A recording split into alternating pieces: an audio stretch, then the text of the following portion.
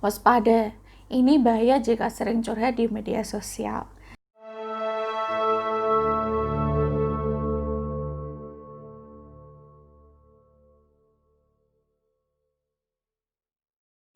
Sebaiknya Anda stop untuk curhat di media sosial jika tidak ingin terjadi hal buruk yang mengintai Anda. Karena curhat di media sosial itu memiliki banyak efek negatif daripada efek positifnya. Mencurahkan isi memang bisa membuat perasaan Anda lebih plong, mampu menurunkan tekanan beban pikiran yang berlebih, bisa juga menurunkan tingkat stres. Tapi mencurahkan hati itu harus sesuai tempatnya. Jika asal curhat di media sosial bisa menjadi bumerang bagi diri Anda sendiri. Biasanya orang curhat di media sosial itu adalah orang yang tidak memiliki tempat untuk bertukar cerita, sehingga dia mencoba curhat di media sosial agar bisa mendapatkan perhatian dari orang di sekelilingnya. Tapi curhat di media sosial bukanlah tempat yang tepat karena memiliki efek negatif. Nah, jika memang tidak memiliki seseorang untuk mencurahkan hati, maka Anda bisa mencurahkan hati kepada psikolog atau orang yang ahli di bidangnya. Kemudian, menurut saya, mencurahkan hati kepada seorang pakar itu lebih baik daripada mencurahkan hati di media sosial, karena akan memberikan dampak negatif. Seperti yang pertama ini tidak memiliki privasi. Jika Anda sering mengumbar permasalahan Anda di media sosial, maka secara tidak langsung ini Anda tidak memiliki privasi. Semua orang akan mengetahui semua permasalahan rumah tangga Anda. Padahal masalah ini tidak baik untuk diumbar. Cukup diketahui dengan pasangan. Jika membutuhkan bantuan untuk memecahkan masalah, maka carilah bantuan yang terpercaya.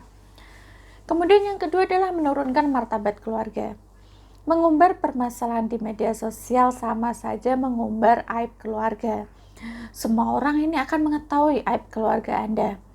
Padahal menurut ajaran agama Islam tidak baik mengumbar aib keluarga. Hal tersebut akan menurunkan martabat keluarga.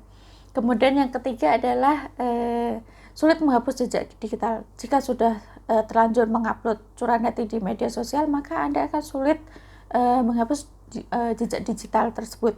Semua yang sudah diupload itu akan terekam selamanya di dunia digital. Meskipun Anda ini sudah menghapus postingan Anda, tapi postingan Anda ini akan tetap tersimpan di dunia maya. Kemudian yang keempat adalah mengganggu kesehatan mental. Dikutip dari Halodoc berdasarkan Social Media Today, rata-rata orang itu menghabiskan di media sosial selama 3 jam setiap harinya. Terlalu sering mengakses media sosial itu akan sangat buruk.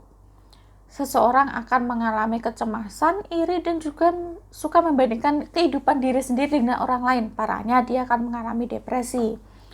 Kemudian yang kelima adalah bisa melanggar hukum. Mencurahkan hati di media sosial itu juga bisa melanggar hukum apabila isi curhatan Anda itu merugikan atau menyinggung perasaan orang lain. Bisa saja orang tersebut akan menuntut Anda secara hukum.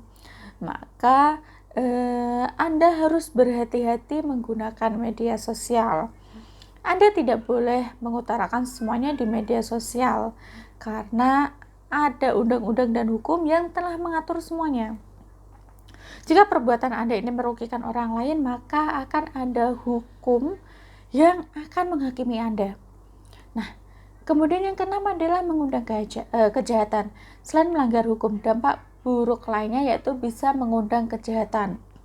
Jika ada orang berniat buruk pada Anda, maka Anda bisa dimanfaatkan oleh orang tersebut.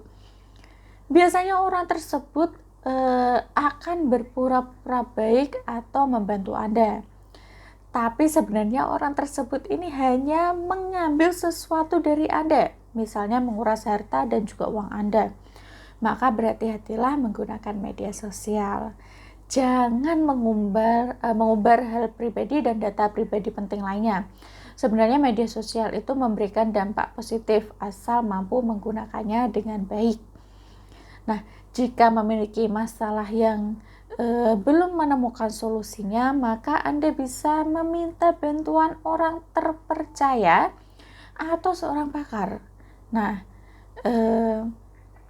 Anda di sini tidak perlu ragu. Anda bisa meminta bantuan kepada saya, bisa berkonsultasi dengan saya melalui asisten saya Mbak Maya. Untuk nomor WhatsApp-nya sudah tertera dalam layar video berikut ini. Terima kasih, semoga bermanfaat.